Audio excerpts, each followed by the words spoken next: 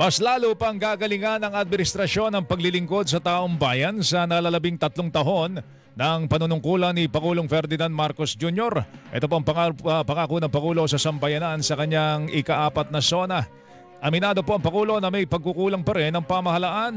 Anya walang saysay ang paglago ng ekonomiya ng Pilipinas kung hindi naman ito nararamdaman ng mga Pilipino.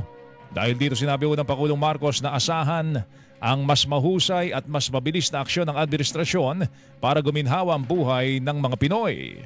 Kung datos lang ang pag-uusapan, maganda ang ating ekonomiya, tumaas ang kumpiyansa ng mga negosyante, bumaba ang inflation, dumami ang trabaho. Ngunit ang lahat ito ay palamuti lamang, walang saysay kung ang ating kababayan naman ay hirap pa rin at nabibigatan sa kanilang buhay. Kaya sa huling 3 taon ng administrasyon, ibubuhos pa natin ang lahat-lahat, hindi lamang upang mapantayan, kundi mahigitan pa ang pagbibigay ginhawa sa ating mga kababayan. Kasabay nito, sinabi ng Pangulo na palalagoin palalo ng pamahalaan ang mga industriya na nagbibigay ng maayos na trabaho tulad po ng mga pabrika ng sasakyan, electronics, biotechnology, pharmaceuticals, mga planta ng kuryente at iba pa. Hinikayat din ng Pangulo ang international business community patuloy na maglagak ng puhunan sa Pilipinas at sa mga Pilipino. My single resounding message to the international business community is this: the Philippines is ready. Invest in the Filipino. Our cavalcade of dependable and hardworking Filipinos, innately skilled, adaptable,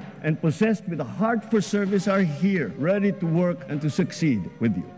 Tinig po ni Pangulong Ferdinand Marcos Jr.